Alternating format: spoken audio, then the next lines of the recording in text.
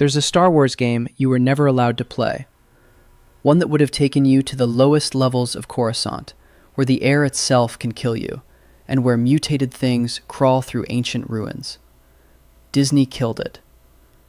Most people don't know what they lost. They remember hearing about Star Wars 1313 at some E3 presentation years ago. Maybe saw a clip of a ship descending through layers of grimy industrial architecture, thought, that looks cool, and then nothing. The game vanished. Another canceled project. Another footnote in gaming history. But here's what you need to understand. This wasn't just another game that didn't make it to release. This was our one chance, the only chance we were ever going to get, to descend into Coruscant's nightmare underworld. To see what lives in the poisoned depths where sunlight is a myth and the law is whatever the strongest gang enforces. To walk through ancient ruins that predate the Galactic Republic itself. And the moment Disney acquired Lucasfilm, that door slammed shut. Forever. Let me tell you exactly what was taken from you. In 2009, deep within the Presidio headquarters of LucasArts, the game development studio that George Lucas himself had founded back in 1982, a small team of developers began work on something unprecedented. They weren't building another Jedi power fantasy. No lightsaber ballet where you deflect blaster bolts and topple ATATs with a telekinetic flick.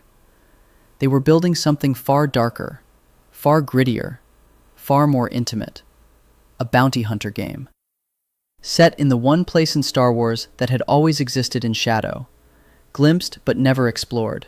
Mentioned but never shown. The project would eventually be called Star Wars 1313, named for the level of Coruscant where nightmares become real. By the time the public first heard about it, the game had been in development for approximately 3 to 4 years. 4 years of creative energy. 4 years of technical resources. 4 years of narrative ambition, building towards something the franchise had never attempted. This wasn't a side project or a quick cash grab. This was LucasArts pouring everything they had into a vision so ambitious that most publishers would have been too scared to greenlight it. And they needed this to work. Because LucasArts had been a pillar of PC gaming for 3 decades. The studio that had defined what adventure games could achieve, with masterpieces like The Secret of Monkey Island and Grim Fandango, was now building something unprecedented. This was the project that would showcase everything LucasArts could do. Something that would remind the gaming world why the LucasArts logo had meant quality, creativity, and technical ambition for so long. They weren't just building a game. They were building their future. Star Wars 1313 promised fast-paced bounty hunter gameplay centered around human skills, physical weapons, cover-based combat, platforming. No force powers to save you, no lightsaber to clear a room. You would be mortal, breakable, vulnerable in a way that Star Wars games had never made players feel before. Think about that for a second. Every Star Wars game you've played has probably given you abilities that made you functionally superhuman. You're a Jedi who can stop blaster bolts mid-air. You're a Force user who can throw stormtroopers off bridges with your mind. You're basically a god walking through environments filled with enemies who exist only to demonstrate how powerful you are. Star Wars 1313 was going to flip that entirely. The gameplay philosophy embraced the power of vulnerability. The tension of knowing you couldn't just absorb damage. The tactical satisfaction of using environment to your advantage. The way combat encounters became puzzles when you couldn't brute force your way through them.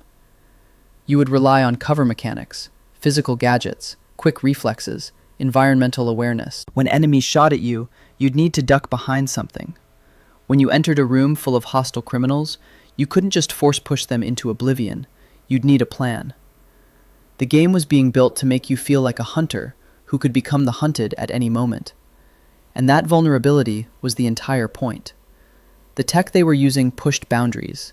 The game was being developed using Unreal Engine 3, showcased in a developer diary called Descent to the Underworld. LucasArts was customizing it specifically for the atmospheric horror of Coruscant's underworld. Environments with unprecedented atmospheric density and lighting complexity, designed to render locations where illumination came from distant forges and failing emergency systems rather than natural light. This wasn't a rushed licensed game. This was a technical showcase. 2 months before the E3 2012 convention, George Lucas himself mandated that the game would star a young Boba Fett. Boba Fett, the most iconic bounty hunter in the Star Wars universe. The figure whose mystique had captivated fans since his brief appearances in the original trilogy. The man who stood silent on Jabba's barge, who tracked the Millennium Falcon when the Empire couldn't, who became one of the most beloved characters in science fiction. We were going to see his story. Before the Carbonite, before the Sarlacc, before Jabba's palace. We were going to see him young, hungry, and fighting to survive in territories where reputation was everything and survival was never guaranteed. This was Boba Fett before the armor became legend, when he was still building the reputation that would make him the most feared hunter in the galaxy. The narrative potential was staggering. We'd never seen those formative years, never seen the jobs that built his reputation, never watched him navigate the criminal underworld that would become his domain. Star Wars 1313 was going to show us all of it. But here's the thing, and this is what most people don't understand about Star Wars 1313. The character was important, sure. Playing as young Boba Fett would have been incredible. But the location was the true revelation. Level 1313 is a confirmed location within Star Wars canon, situated deep in Coruscant's criminal underworld. And that underworld is something that most Star Wars media has carefully avoided showing you in any real detail. Because what lies beneath the gleaming spires of the Jedi Temple is a nightmare that descends for kilometers into poisoned darkness. Let me explain what Coruscant actually is, because most people don't really understand it. Most Star Wars fans know the basics. It's a city planet. The entire surface has been urbanized. The Galactic Republic and later the Empire governed from there. We've seen the Senate chambers in the prequel films, the Jedi Temple in the Clone Wars series, the endless streams of air traffic crisscrossing the upper atmosphere. What we haven't seen is what happens when you go down. Imagine a planet that has been entirely covered by urban development over thousands of years. Not hundreds, thousands. Buildings were constructed on top of buildings. Districts were built on top of districts. The actual surface of the planet, the ground where the world's original inhabitants once walked, was buried under layer after layer of construction, until it became legend. A foundation myth that most Coruscanti citizens considered little more than folklore. Those gleaming Senate chambers and Jedi Temple spires that we see in the prequel trilogy, they represent only the top layer of a world that plunges into depths most inhabitants never see and cannot imagine. Now let me explain the geography, because this is where it gets terrifying. Level 1 is the lowest level, the actual planetary surface, buried under over 1,300 layers of construction. The Senate District, the Jedi Temple, the wealthy residential towers, those exist at the top. Clean air, natural light filtered through atmospheric processors, civilization as the holovids show it. Level 1313 sits deep within this vertical nightmare, deep enough that natural sunlight never reaches it, deep enough that the law is a suggestion rather than a rule, but not so deep that the air will kill you immediately. The game would start there, on level 1313, in the criminal underworld that most Coruscant residents pretended didn't exist. But the title was a starting point, not a boundary, because the deeper you go, the worse it gets. And Star Wars 1313 was going to take us down.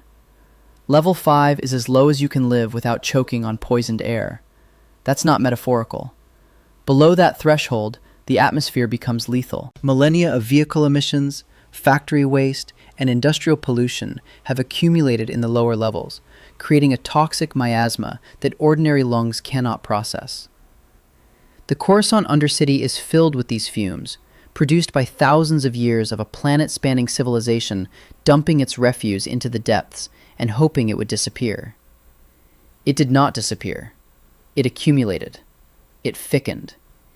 It became a barrier that separated the upper city, the city of senators and Jedi and legitimate commerce, from the lower city, where survival required breathing apparatus.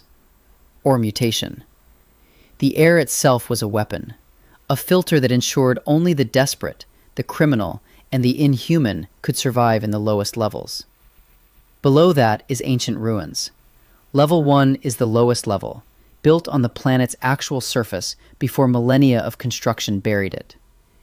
Imagine standing on the foundation of a city that is itself a planet. Imagine structures that predate the Galactic Republic, that were built when the world's original inhabitants had no conception of what their home would become.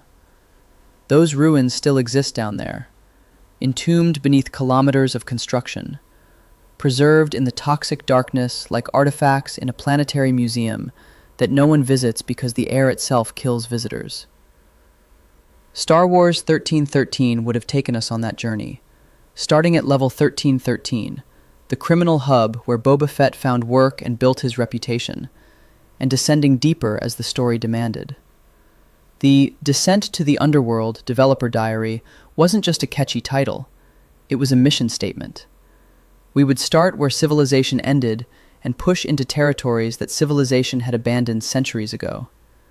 The game's setting represented over 1,300 layers of architectural history, each level a snapshot of a different era, each descent a journey backward through time, through decaying infrastructure, through forgotten construction techniques, through building materials that had been obsolete for generations. The developers were building a vertical archaeology of a planet city, and at the bottom of that archaeology waited horrors that had evolved in isolation for longer than most civilizations had existed. And then there are the creatures. The further down you go, the more mutated things you find. This is the part that never gets discussed when people talk about Star Wars 1313. The developers weren't just building a crime drama set in urban decay. They were building a bounty hunter game that would force players to navigate an ecosystem of nightmares. The Thawne. I need you to understand what these things are. Predatory humanoids that hunt in total darkness, pale, eyeless, with elongated limbs adapted for climbing through ventilation shafts and maintenance corridors that their victims assume are too small for predators. They've evolved senses designed for complete blackness, for tracking prey through environments where no light has penetrated in centuries. They communicate through subsonic vocalizations that other species cannot hear, coordinating pack hunts that leave nothing behind. They drag their prey into tunnels where they consume them in feeding chambers far from any light source. These things have been living in Coruscant's lower levels for so long that they're no longer recognizable as whatever species they originated from. Centuries of isolation in poisoned darkness have turned them into something else entirely. They're not aliens who chose to live in the underworld. They're what happens when you trap a population in toxic darkness and wait long enough for evolution to reshape them into perfect predators for that environment. The Thawne would have represented the ultimate nightmare of the underworld.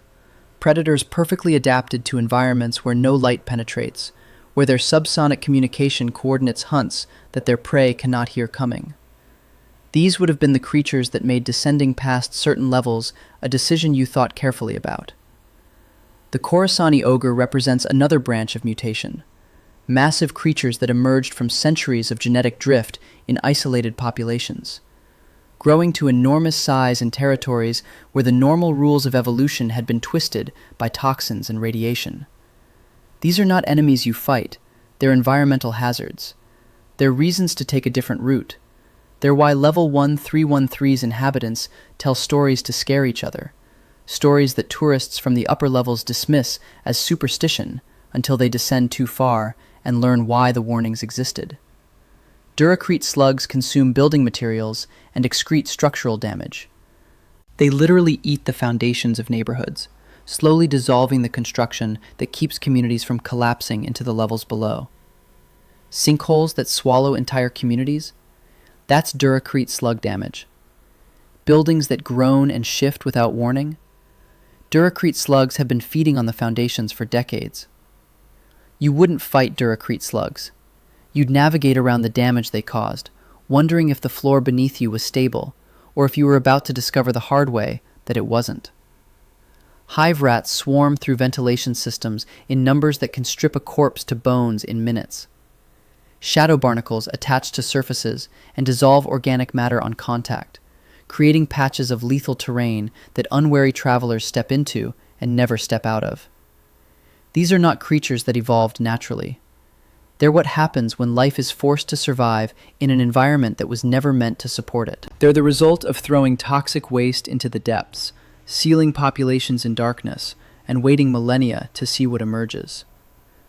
Star Wars 1313 would have required players to navigate territories where these creatures hunted, where the environment itself was hostile, where death could come from the air you breathed, or the wall you touched, or the shadow that moved when you weren't looking. The gameplay systems were designed around this environmental hostility. The cover-based combat that worked against criminals on level 1313 would become inadequate against creatures that could climb walls and fit through ventilation shafts. The gadgets that let you stun or incapacitate human enemies might buy you seconds against a Thon pack, seconds to run, to find light, to escape before they coordinated their subsonic communication and surrounded you. This was what they were building, and the criminal element only added another layer of threat. The Black Sun Syndicate operated extensively in Coruscant's lower levels, running smuggling operations, protection rackets, and assassination services from territories that law enforcement rarely entered. These weren't petty criminals. Black Sun was a galaxy-spanning organization with resources that rivaled legitimate governments. Their operations on Coruscant's lower levels were just one node in a network that stretched across the galaxy. The garbage from upper levels, all that refuse from the gleaming Senate district and the wealthy residential towers, was compressed into thick blocks and stored in the depths, creating artificial mountains of refuse that criminal enterprises used as cover for their operations. Imagine building your smuggling headquarters inside a mountain of compressed garbage, surrounded by toxic air, accessible only through routes that surface authorities couldn't navigate. That was standard operating procedure in the underworld. The filth that the upper levels discarded became the infrastructure that criminals used against them. Level 1313 was where bounty hunters found work, where criminals found refuge, where the Republic's gleaming ideals dissolved into survival ethics. The contrast between Surface Coruscant and Level 1313 was the core thematic engine of the game. One planet, two worlds, and a protagonist navigating the darkness that polite society pretended didn't exist. For Boba Fett, this was home territory. This was where the skills he'd been taught since childhood actually mattered. On the surface, bounty hunting was a profession that respectable citizens looked down on. In the underworld, it was one of the few paths to power that didn't require inheriting wealth or joining a criminal organization. The narrative potential was enormous. Boba Fett taking jobs that required descending into territories where even hardened criminals feared to go. Building relationships with contacts who operated in the space between legitimate business and outright criminality. Establishing a reputation as someone who would go places others wouldn't, who would hunt targets that others couldn't find, who would return from the depths when conventional wisdom said no one returned from the depths. This was the Star Wars story that had never been told. Not Jedi versus Sith, not rebels versus Empire. The story of someone who existed outside those binary conflicts entirely. Someone who operated in the spaces that the grand narratives ignored. Someone whose morality was defined by survival and payment rather than ideology. At E3 2012, LucasArts finally showed the world what they had been building. The presentation was a highly cinematic, vertical slice demo designed to show the game's potential. This wasn't raw gameplay footage. It was a carefully crafted demonstration of what the final product would feel like, built specifically to showcase the technical and artistic ambitions that had consumed the development team for 4 years. The demo opened with the gleaming skyline that audiences recognized from the prequel films. The kind of establishing shot you'd see in Attack of the Clones, all silver towers and flowing air traffic, and the golden glow of a civilized world. Everything the audience associated with Coruscant. Everything clean and bright and orderly. Then the camera began a controlled descent. Layer by layer, the lighting changed. Natural daylight gave way to artificial fluorescence. The artificial fluorescence gave way to dim emergency lighting, systems that were supposed to be backups, but had become primary illumination when the main power grids failed and no one came to repair them. Emergency lighting gave way to the hellish glow of industrial forges. The architecture degraded in parallel with the lighting. Sleek, modern construction gave way to rusted infrastructure that had been cutting edge when it was built, centuries ago, but now existed only because it was cheaper to build around it than to tear it down. Rusted infrastructure gave way to decaying structures held together by improvised repairs that had themselves become structural elements. Patches on patches, welds on welds, entire neighborhoods supported by engineering that would have horrified any legitimate structural engineer, but somehow kept working through sheer inertia. Sparks cascaded from damaged power conduits. Atmospheric haze thickened until visibility dropped to meters. And through it all, the camera descended, showing audiences what no Star Wars film had ever shown them, the nightmare that lay beneath civilization's facade. The graphics were stunning for 2012, pushing Unreal Engine 3 to render environments with unprecedented atmospheric density and lighting complexity. You could almost smell the recycled air, almost feel the humidity from failing climate control systems, almost taste the industrial pollution that gave the atmosphere its permanent yellow-brown haze. The action sequences demonstrated the cover-based combat philosophy. The action was visceral, with Boba Fett moving through cover-based combat sequences that demonstrated the game's emphasis on vulnerability and tactics over force-powered dominance. This wasn't a power fantasy. This was survival in hostile territory. Gaming journalists who attended that presentation were overwhelmed. The coverage was ecstatic. Star Wars fans who had grown up with the expanded universe novels, who had read about Coruscant's terrifying lower levels, but never seen them visualized, finally saw that nightmare rendered in playable form. The door to the underworld had cracked open. 5 months later, everything changed. On October 30th, 2012, the Walt Disney Company announced that it had agreed to acquire Lucasfilm Limited from George Lucas for $4.05 billion. $4 billion. That's what the Star Wars universe was worth. That's what 35 years of George Lucas's creative vision could be purchased for. The acquisition would give Disney ownership of one of the most valuable intellectual properties in entertainment history. It would bring Star Wars under the same corporate umbrella as Marvel, Pixar, and Disney's own catalog of animated classics. It would also place every subsidiary of Lucasfilm, including LucasArts, under Disney's control. George Lucas, the man who had created Star Wars in 1977 and had guided its evolution for more than 3 decades, was stepping away. He'd chosen his successor. Kathleen Kennedy would become president of Lucasfilm. Fans were still processing what this meant for the film franchise. The implications for Star Wars 1313 were not yet clear. Disney finalized its acquisition of Lucasfilm on December 21st, 2012. On that day, the Star Wars universe officially changed hands. Every Lucasfilm project, every film in development, every television series, every video game, now answered to Disney leadership. The corporate logic was simple. Disney paid $4.05 billion to acquire a franchise. That franchise needed to generate returns. Every asset would be evaluated. Every project would be assessed. And every decision would flow through the priorities of a media conglomerate whose primary business was family entertainment, theme parks, and merchandising. LucasArts, the game studio that had operated with relative independence under George Lucas's ownership, was now a subsidiary of the world's largest entertainment company. The team at LucasArts kept working. They had 4 years of development behind them. They had a successful E3 reveal that had generated enormous fan anticipation and positive press coverage. They had George Lucas's personal creative direction that the game would star Boba Fett. They had concept art that captured the toxic corridors and mutated horrors of Coruscant's underworld with unprecedented detail. They had functional gameplay being built in Unreal Engine 3, playable builds that demonstrated their vision was achievable.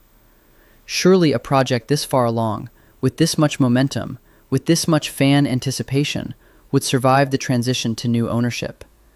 Surely Disney would see what they had and let them finish it. That hope lasted exactly 70 days.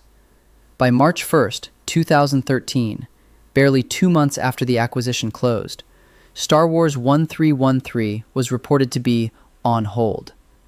On hold. The game that had dominated E3 coverage less than a year earlier. The game that had shown us what a mature Star Wars experience could look like. The game that had promised to take us deeper into Coruscant than any media had gone before. Paused. No official explanation was given to the public. No announcement was made about what on hold actually meant for the development team. The silence from Disney and LucasArts was deafening. Fans who had been eagerly tracking every scrap of information about the game found themselves staring at an empty news cycle.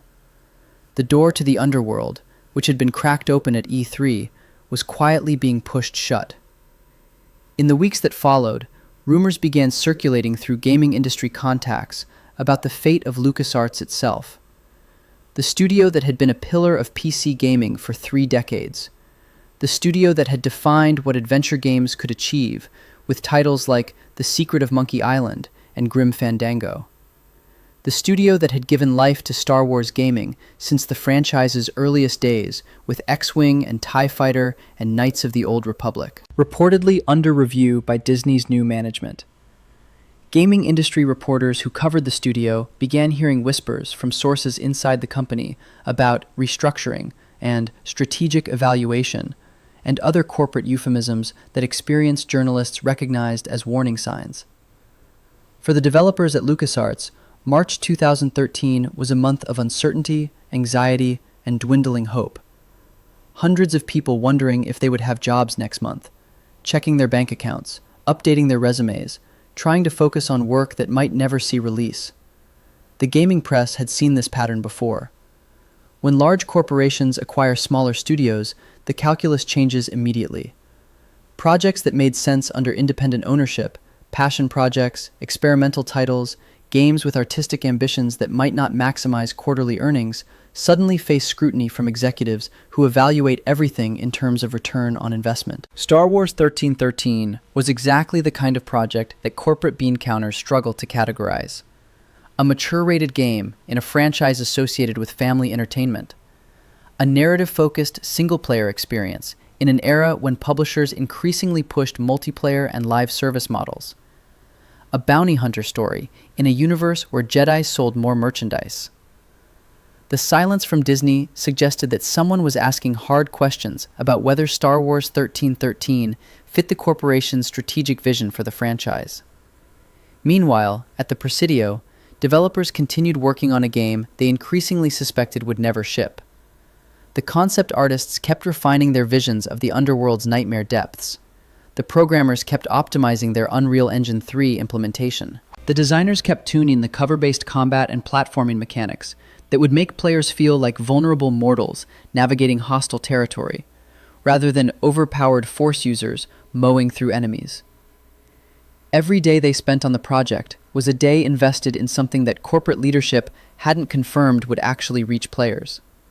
The dedication of that team in those final months speaks to how much they believed in what they were building, and how painful the eventual outcome would become. On April 3, 2013, the Walt Disney Company made its decision public. Disney ceased internal development at LucasArts, laid off approximately 150 employees, and shut down all projects, including Star Wars 1313. 150 people lost their jobs that day. Programmers who had spent years building the Unreal Engine 3 implementation that powered those stunning E3 demos. Artists who had painted the toxic corridors and mutated creatures of Coruscant's underworld. Who had imagined what the Thawne looked like when they emerged from the darkness to hunt? Who had designed the architectural decay of levels that hadn't seen maintenance in millennia? Designers who had crafted the cover-based combat and platforming mechanics that would make players feel Boba Fett's vulnerability. Writers who had developed the story of young Boba Fett navigating level 1313's criminal territories, building relationships with contacts in the underworld, establishing his reputation as a hunter before the events of the original trilogy. sound designers who had created the ambient horror of environments where poisoned air hissed through failing ventilation and mutated predators communicated in frequencies humans couldn't hear. 4 years of development work, erased from the company's future plans with a single press release.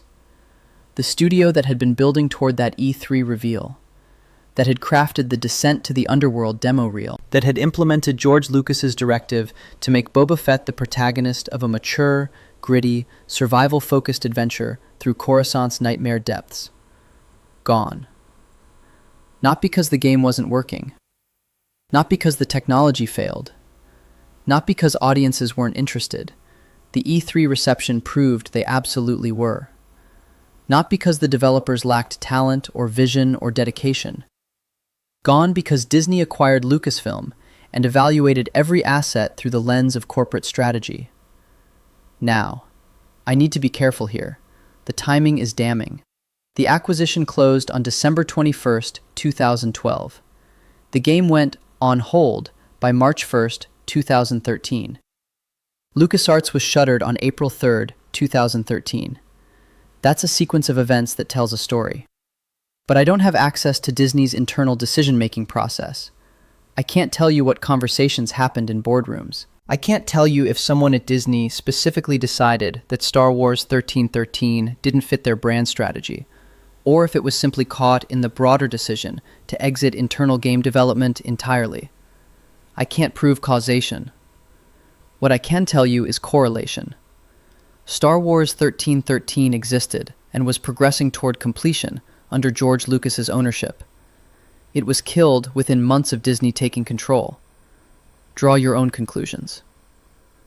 What I can also tell you is what was lost. Because the underworld lore, the material that Star Wars 1313 was going to let us explore, is almost more painful than the game mechanics themselves. This was our one chance to walk through level 1313, to see the Black Sun operatives conducting their business in territories the Republic couldn't reach, to navigate the compressed garbage mountains where criminals built their empires, to encounter the Thawne in environments so dark that you'd hear them before you saw them, if you heard them at all through their subsonic communication, to breathe the poisoned air, with whatever breathing apparatus the game would have given us, presumably something. The alternative gameplay would have been very short. To explore ancient ruins that predate the Republic itself, structures that were built on Coruscant's actual planetary surface before thousands of years of construction buried them under kilometers of urban development. Imagine walking through architecture that no living character in Star Wars has seen in centuries. That existed before the Jedi Order, before hyperspace travel, before the galaxy we know took shape. That was down there, waiting on level 1. And we were going to descend through over 1,300 layers of construction to reach it. We were going to see what happens when you take a planet and cover it so completely that the original world becomes mythology. When you create social stratification so extreme that the upper levels literally cannot breathe the same air as the lower levels. When you produce so much civilization that the waste products of that civilization create an ecosystem of horrors in the depths. Coruscant isn't just a setting, it's a warning. It's what happens when growth becomes pathological, when urbanization continues until the concept of nature becomes extinct, when the gap between the privileged surface dwellers and the desperate underworld populations becomes so vast that they effectively live on different planets, even though they share the same world. Star Wars 1313 understood this. The developers weren't just building a game where you shoot bad guys in grimy corridors. They were building an exploration of what Coruscant actually means, what it would feel like to exist in a society that had literally buried its foundations, what the creatures that evolved in that buried world would look like, how crime and desperation would fill the vacuum that legitimate authority couldn't or wouldn't address. That thematic depth was embedded in every design decision. The vulnerability of the gameplay, no force powers, no lightsaber, just human skills and physical weapons, meant that the environment would matter. You couldn't just power through threats. You had to understand the territory, navigate it, respect it. The choice of Boba Fett as protagonist meant exploring the bounty hunter economy, the moral ambiguity of hunting people for money, the relationships you build when everyone is either a potential employer or a potential target, the way reputation becomes currency in a world without law. The descent through the levels meant experiencing the social architecture of inequality, watching the lighting degrade, the air quality worsen, the infrastructure crumble. Seeing with your own eyes how far Coruscant's gleaming ideals could fall when you stripped away the surface. All of this was being built. All of this existed in development builds at LucasArts. All of this was killed. The concept art still exists. Fragments have leaked over the years. Images of decaying industrial corridors lit by the glow of distant forges. Sketches of mutated creatures lurking in ventilation systems. Designs for the cover-based combat encounters that would have made players feel vulnerable and hunted. Looking at that art is painful. It's proof that this wasn't vaporware, wasn't a promotional stunt, wasn't a project that existed only in press releases and hype cycles. Real artists sat at real desks and painted these visions of Coruscant's underworld. Real designers built mechanics around vulnerability and survival. Real programmers implemented those systems in Unreal Engine 3, and then someone decided none of it would see release. The fans never forgot. In the decade plus since Star Wars 1313 was cancelled, the gaming community has periodically resurged with discussions about what was lost. Petitions to revive the game have circulated through forums and social media platforms. Reddit threads analyze the available footage and concept art, piecing together what the full experience might have been. Retrospective articles revisit the E3 2012 presentation and mourn the promise that was never fulfilled. The discussions always return to the same questions. What would the full game have looked like? How far down would we have descended? What mutations waited in the depths that the concept art never showed us? What was Boba Fett's story going to be? Who were his contacts in the underworld? What jobs was he going to take, and where would they lead him? These aren't questions that can be answered now. The development teams scattered after the layoffs. Some went to other game studios. The skills they built on Star Wars 1313 didn't disappear. They just got applied to other projects, for other companies, for other franchises. But the institutional knowledge of what the game was supposed to be, the creative vision that existed in the heads of the designers and writers and artists who were building it, that dispersed when the team dispersed. There's a specific grief that comes with canceled games. Movies that don't get made leave behind scripts and concept art. Books that don't get published exist as manuscripts. But games? Games are built from components that don't make sense in isolation. Code that ran gameplay mechanics. Art assets that only have meaning in their designed contexts. Sound design that was created for specific moments that will never happen. When a game is canceled, those components don't just become unavailable to players. They become meaningless. A Thawne model that was designed to terrify you as it emerged from darkness means nothing when there's no darkness, no emergence, no gameplay context to make the terror real.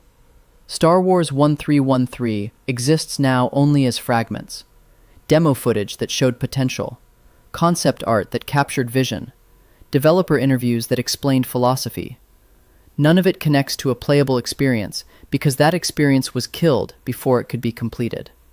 And yet, nearly a decade after the cancellation, proof emerged that the game had been more than a promise. In January 2022, leaked gameplay footage appeared on YouTube showcasing actual Boba Fett gameplay from Star Wars 1313, set in the Coruscant Underworld. The footage was rough, clearly development material never intended for public release, but it showed what the game could have been. Boba Fett's distinctive armor was visible, the helmet visor providing the player's viewpoint as he moved through grimy corridors.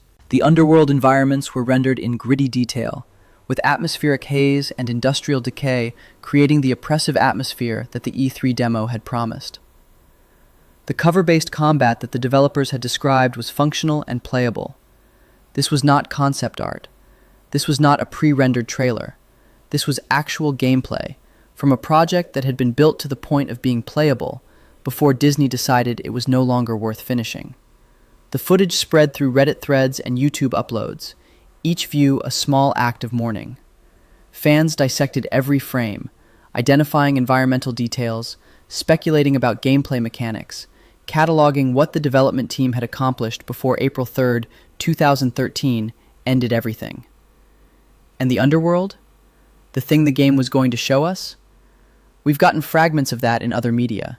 The Clone Wars animated series showed glimpses of Level 1313 in episodes that explored the planet's criminal territories. The Mandalorian and the Book of Boba Fett television series have explored the bounty hunter mythology that Star Wars 1313 was built around. And in one episode, a character even references the best repair shops on Level 1313, acknowledging that the location exists in canon and that it's known as a place where bounty hunters operate. But these are glimpses through windows, not the open door that Star Wars 1313 promised. A few minutes of animated footage showing criminals in a bar is not the same as navigating those territories yourself. A line of dialogue referencing Level 1313 is not the same as descending through its corridors with a blaster in your hand and the knowledge that something might be hunting you from the shadows. Brief appearances of the underworld in other media only emphasize how much we've never actually explored it. We have never gotten to experience Coruscant's nightmare depths the way that game would have let us. To walk those poisoned corridors ourselves. To make decisions about which routes to take, knowing that Thawne might be hunting in the ventilation systems. To see the ancient ruins beneath 1,000 years of construction. To feel Boba Fett's vulnerability as he navigated a world where force powers wouldn't save him and reputation was the only armor that mattered. That door closed on April 3rd, 2013. The Star Wars franchise under Disney has produced many things since then.